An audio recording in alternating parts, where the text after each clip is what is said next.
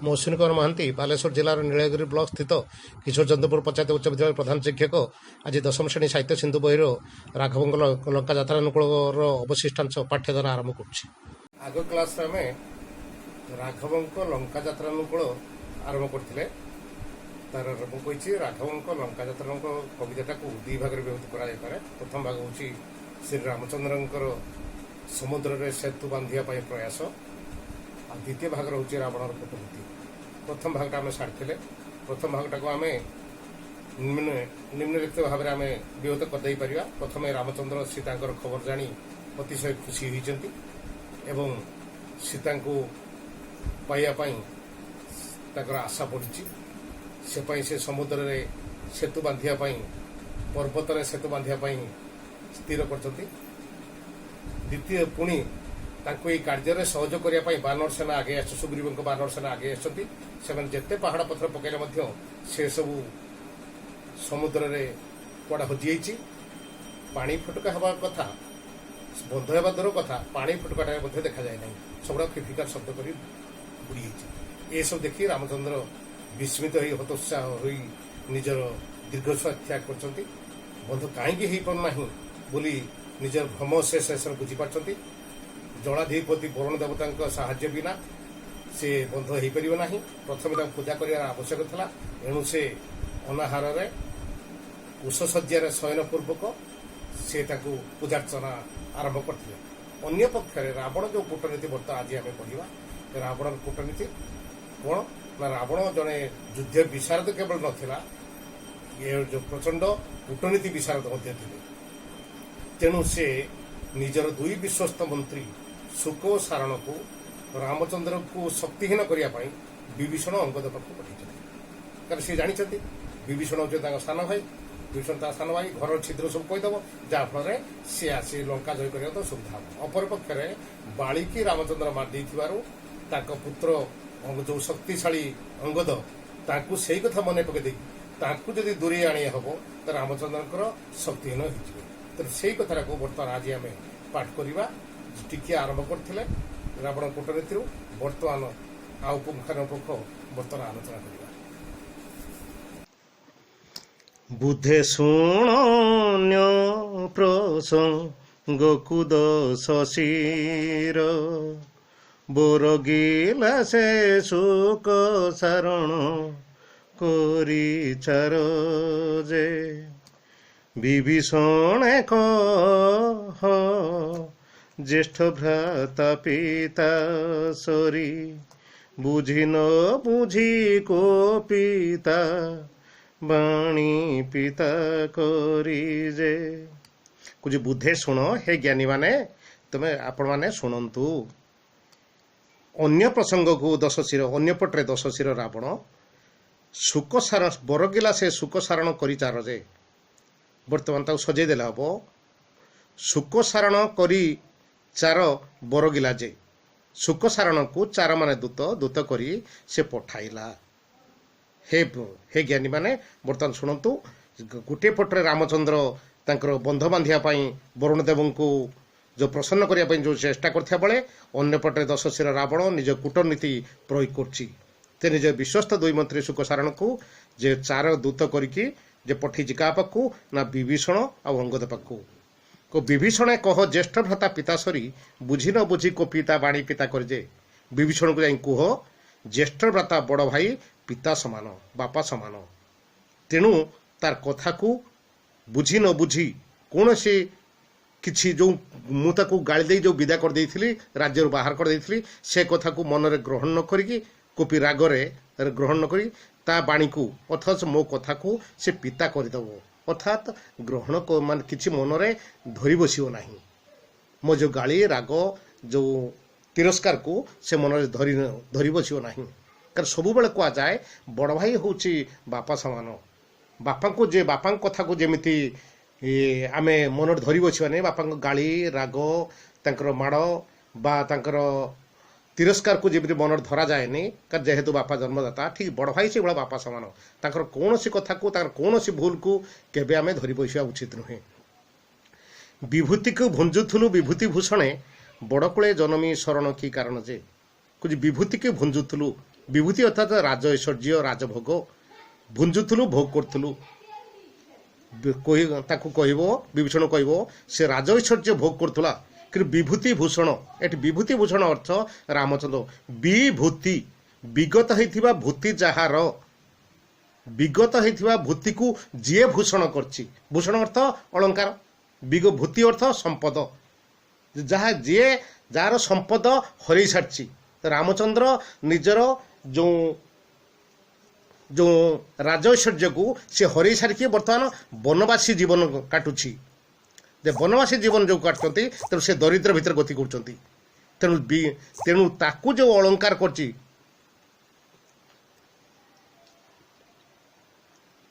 ताकू जो अलंकार करछि अर्थात दारिद्र्यता भितर गति करछि से जो विभूति भूषण से रामचंद्र बड़कूले जन्मी शरण की कारण जे बड़कूल एठे बड़कूल कौन ना ब्राह्मण कूल ये राजकूल नुहे कारण राजकूल होते कौन होता ना विभीषण राजकूल जन्म होती रामचंद्र राजकूल जन्म होती तेणु या भितर बड़कूल किए ना ब्राह्मण होती बड़कूल ब्राह्मण बड़ कूल हूँ वंश तो ब्राह्मण वंश हूँ आम समाज श्रेष्ठ तांको पाखरे गोटे क्षत्रिय ब्राह्मण होइकी गोटे क्षत्रिय पाखर शरण पशिया उचित नुहे बड़कूले जन्म शरण की कारण जे रामचंद्र भलिया जो दरिद्र क्षत्रिय ता पाख शरण पशियार कि यथार्थता थाएनि पुणी से कहूँ बोल अंगद को पिता शत्रु भक्ति पुण्य बादर चाई पितृव्य बाहुड़ा सैन्य जे बोल अंगद को जाई बोल पिता शत्रु को भक्ति पुण्य करिया उचित नहीं पिता शत्रु माने कौन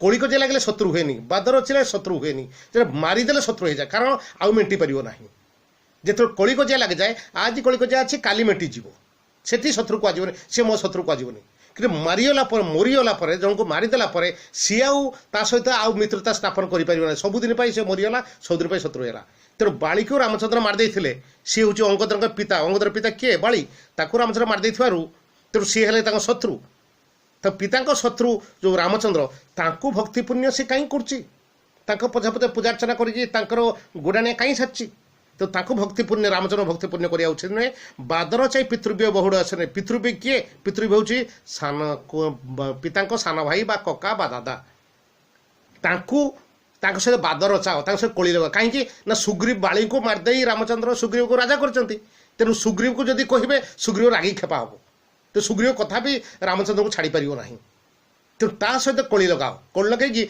निजर सैन्य बाहिनी की कारण अंगद बीरा अंगद जो युवक है तार बीरा भितर शक्ति बहुत अच्छी पाखरे सैन्य बाहिनी अच्छा अनेक सैन्य अंगद को तो समर्थन करती तेणु निजर समर्थक अर्थात सैन्य बाहिनी को नहीं से किस्किंदा फेरी जाऊ बाहुड़ा सैन्य जे निज किस्किंदा को तुम बाहुड़ी जाओ बिहाय से बिहरी सागर जिणी जाई वर्तक स्वरूप धृत केंकेटी हो कहीजे बिहाय से बिहरी सागर जिणी जाई वर्तक स्वरूप धृत केंकेटी हो वर्तक स्वरूप वर्तक निज रूप स्वरूप निज रूप वर्तक पक्षी हूँ हिमालय आगुरी थे आम जो 1200 भारत में 99,000 प्रकार पशु अच्छा 1200 प्रकार पक्षी अच्छा 2500 प्रकार माछ अच्छा तुम जानी तेणु 1200 प्रकार पक्षी मध्य वर्तक एक प्रकार पक्षी जोटा कि हिमालय रुए विराट पक्षी कि सी बर्तमान विलुप्त बतक नुहे जोटा को सज बतक नुहे आम गाँ गहली जो बतक नुहे वर्तक पक्षी विराट वर्तक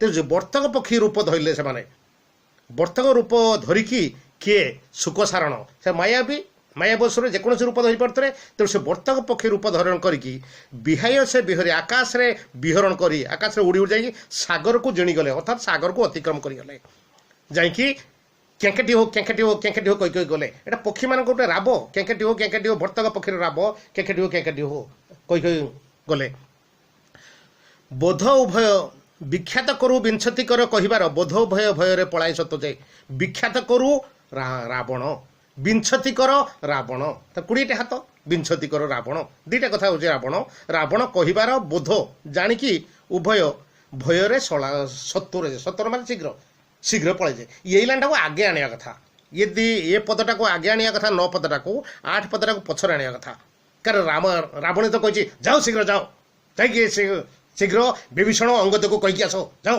कारण रावण राजा तेणु सी तो आदेश देती ये बोध जानी सारिकी भय शीघ्र से चलती शीघ्र जाइछन केमिति ना निज रूप धारण कले वर्तक रूप धारण करके बिहायसे बिहरी सागर जनाई ए 8 पदटा को पछुकाणिया 9 पदटा को आगु नेवा तापर फेरी सेठू फेरिकी बाहुडी रावण कही शुण देप रिपु बोइला अनुज जीवी सीता को समर्पुजे बाहुडी फेरिकी से पुणी फेरी आसिले वार्ता देकी से फेरी आसिले फेरिकी रावण कहले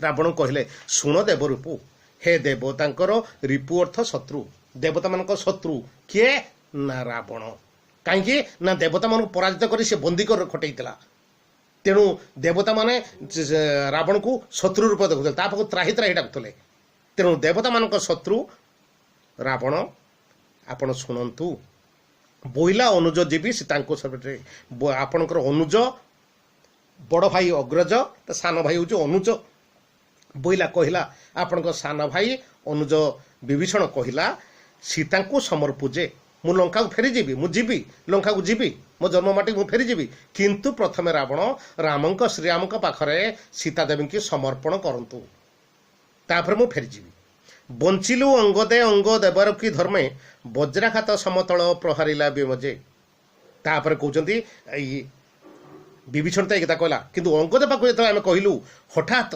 अंगद कौन कल ना वज्राघात समतल प्रहारिला विमजे हठात आम कथा शुणिकी वज्राघात परी सम माने परी बा भली वज्राघात प्रास कि गोटे घड़घड़ी मारे जोर से वज्राघात सम तल तल माने चापुड़ा प्रहारिला व्यमजे व्यम माने शून्य को आम उद्देश्य से शून्य को मारला आम उपर बाजी थे आम उपर होता जेहेतु आम उपर बाजिनी तेणु एटा शून्य को है तो शून्य को मारला तेणु मारला पर से जो चापुड़ाटा से चापुड़ाटा कौन होता बाजी थे चूर्ण बा पाताले भोजी थी विंध्य भानु तोषी हेले बंचाई दैव जे जदि से चापुड़ाटा बाजी था तार कौन होता एत शक्तिशाली से चापुड़ाटा है विंध्य पर्वत चूना होता बा पाताल भोजी था पाताल पोषी था पोषी थे कौन होता ना सूर्यदेव अति खुशी होते कहीं ना विंध्य पर्वत सूर्यंकर गतिरोध करुला सूर्य को पूर्वर पश्चिम को छाड़ी नौला तेणु मझे जो ठिया होता गतिरोध करुला से आउ पाताल पोषी थे विंध्य पर्वत सी आउ गतिरोध कर पार था तेरे भानु तोषी हेले भानु माने सूर्य सूर्य खुशी होता बंचिलु अंग देव तापर आनिबा ठीक बंचिलु अंग देवार के धर्म जाहु धर्मे अंग देवार के धर्मे अंग माने सहाय देह देव अंग माने देह ना ये देह को ना ना सहाय हेबारु धर्म देव सहाय हेबारु आमे अंग दे पाखरु बंचिलु आम धर्म बल थिबारु आमे धर्म बल थिबारु अंग जो वज्राघात समत टापड़ा बाथला आमे बंचिकी फेरी आसिलु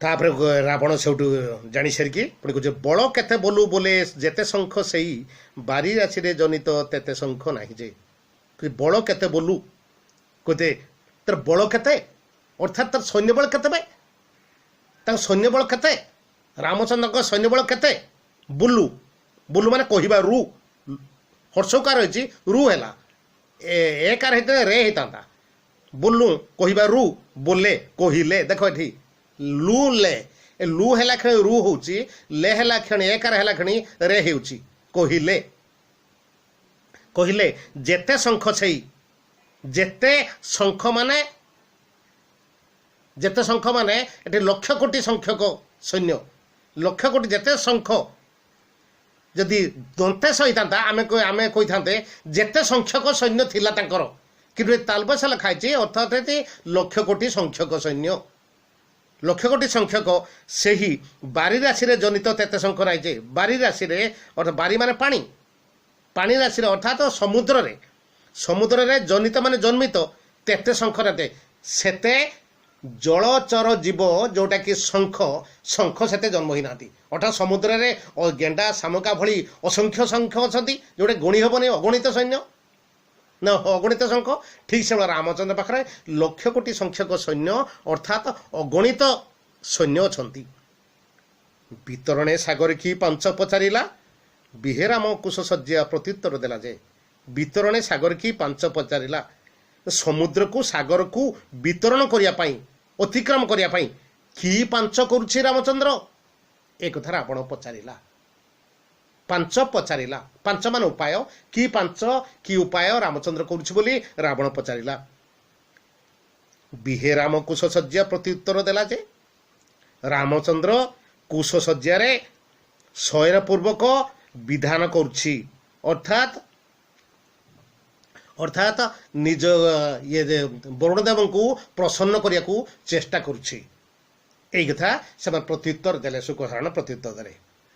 ବିରସକୁ ମନ୍ଦ କରି ମନ୍ଦହାସ ଜନ୍ମେ ବୋଲେ କି କରିବ ଏଡ଼େ ହୀନ ପରାକ୍ରମେ ଯେ। ବିରସ ଦୁଃଖ ବିମର୍ଷ ଚିନ୍ତା ଏଇ ଯେଉଁ ବିରସକୁ ଦୁଃଖକୁ ମନ୍ଦ କରି ମାନେ କମେଇ ଦେଇ, ମନ୍ଦ କମ କରି ମନ୍ଦହାସ ଜନ୍ମେ କମ ହସ ଜନ୍ମେ, ଅର୍ଥାତ୍ ଅଳ୍ପ ହସ ଦେଖାଲା। ଦୁଃଖକୁ ତାଙ୍କର ଯେଉଁ ଚିନ୍ତା ଥିଲା, ଯେଉଁ ଚିନ୍ତାରେ ପଡ଼ିଯାଇଥିଲେ, ଯେଉଁ ଦୁଃଖରେ ପଡ଼ିଯାଇଥିଲେ, ରାମଚନ୍ଦ୍ର ଯେଉଁ ତାଡ଼କା ଅସୁରୁଣୀ ମାରିଛି, ସୁବାହୁକୁ ମାରିଛି, ଆଉ ବିରାଜ ଅସୁରକୁ ବର୍ଜ୍ୟ କରିଛି, ଅନେକ ଅସୁରକୁ ଶୃପଣାଖକୁ ଜଗିଥିବା ଖର ଦୂଷଣ ତ୍ରିଶିର 3ଟା ବଡ଼ ବଡ଼ ସେନାପତି ମାରିଛି, ଅନେକ ସେନାପତି ମାରିବାରେ ଯେଉଁ ଆସିଛି। ତେଣୁ ସେଇ ଯେଉଁ ଦୁଃଖ ଥିଲା, କେତେବେଳେ ତାଙ୍କର ସୈନ୍ୟବାହିନୀକୁ ଆଟାକ୍ କରି ତାଙ୍କୁ ମାରିଦେବୁ କି, ଏଇ ଯେଉଁ ଦୁଃଖ ଥିଲା, ସେ ଦୁଃଖକୁ ମନ୍ଦକୁ କମେଇ ଦେଇକି ତାଙ୍କ ଭିତରେ ମନ୍ଦ ହସ ଦେଲା, ଅଳ୍ପ ହସ ଦେଖାଦେଲା। ବୋଲେ କି କରିବ ଏଇଟା ହୀନ ପରାକ୍ରମୀ ଯେ, ବୋଲେ କହିଲା କ'ଣ କରିବ ଏଇ ଯେଉଁ ହୀନ ପରାକ୍ରମୀ ରାମଚନ୍ଦ୍ର, ଯିଏକି ନିଜର ଶକ୍ତି ନାହିଁ, ଯେଉଁ ବରୁଣ ଦେବଙ୍କୁ ସେ ଏଠି ସବୁ ଦେବତାଙ୍କୁ ବାନ୍ଧିକି ଆଣି ଏଠି ପକାଇଥିଲେ, ଲଙ୍କାରେ ପକାଇଛନ୍ତି, ସେଇ ବରୁଣ ଦେବଙ୍କୁ ଉପାସନା କରିବା ପାଇଁ ସେ କୁଶଶଯ୍ୟା ଶୟନ କରିଛି। ତେଣୁ ଏଟା ହୀନ ପରାକ୍ରମୀ ଯେ। ଏହା ପରାକ୍ରମ କାହିଁ? ମୁଁ ଭାବିଥିଲି ପରାକ୍ରମଶାଳୀ ବୋଲି, କିନ୍ତୁ ଏଟା ପରାକ୍ରମ ହୀନଟା ଏଟା। ତେଣୁ ପରାକ୍ରମହୀନ ରାମଚନ୍ଦ୍ର ମୋର କିଛି କରିପାରିବ ନାହିଁ ବୋଲି ସେ ନିଶ୍ଚିନ୍ତ ହେଇଯାଇକି ଯେ ମନ୍ଦ ହାସ ପ୍ରକାଶ କରିଥିଲା, ଅର୍ଥାତ୍ ସ୍ମିତ ହାସ୍ୟ ପ୍ରକାଶ କରିଥିଲା। ଏ ହେଉଛି ତ ଆମର ହେଉଛି ରାବଣର କୂଟନୀତି। ତେଣୁ ଆମେ ଜାଣିଗଲେ ବିଷୟଗୁଡ଼ାକ ଜାଣିଗଲେ। ୟାପରେ ଆମେ କୋଶ୍ଚେନ୍ କିଛି ଲେଖିବା, ଜାଣିବା। ତା ମୁଁ କୋଶ୍ଚେନ୍ ଆନ୍ସର ମୁଁ ବର୍ତ୍ତମାନ ଲେଖିଦେଉଛି। ତାକୁ ଲେଖିବ ଆରପଟରେ ଏଇ ଯେଉଁ ବିଷୟଟାକୁ ମୁଁ ଲେଖିଛି ଲେଖିବ କବି ପରିଚୟ ଦେଖିଛି। ରାଘବଙ୍କ ଯାତ୍ରାନୁକୂଳ କବିତାକୁ 2 ଭାଗ କରିଦେଇଛି। ଲକ୍ଷ୍ୟ କର ଏଠି ବିଷୟଟାକୁ ସମୁଦ୍ରରେ ସେତୁ ବାନ୍ଧିବା ପାଇଁ ରାମଚନ୍ଦ୍ର ପ୍ରୟାସ, ତାକୁ ପୁଣି ସବ୍ ପାର୍ଟ କରିଦେଇଛି, ଛୋଟ ପାର୍ଟ କରିଦେଇ ତାକୁ ଲକ୍ଷ୍ୟ କର। ରାବଣର କୂଟନୀତି ଲକ୍ଷ୍ୟ କର। ଇଏକୁ ଯଦି ଲକ୍ଷ୍ୟ କରିବ ଇଏ ଲଙ୍ଗ କୋଶ୍ଚେନ୍ ହେଇଯିବ। ସମୁଦ୍ରରେ ରାମଚନ୍ଦ୍ରଙ୍କର ସେତୁ ବାନ୍ଧିବା ପାଇଁ ଯେଉଁ ପ୍ରୟାସ, ଯେଉଁ ଲଙ୍ଗ କୋଶ୍ଚେନ୍ ତାକୁ ଲେଖିଦେବ।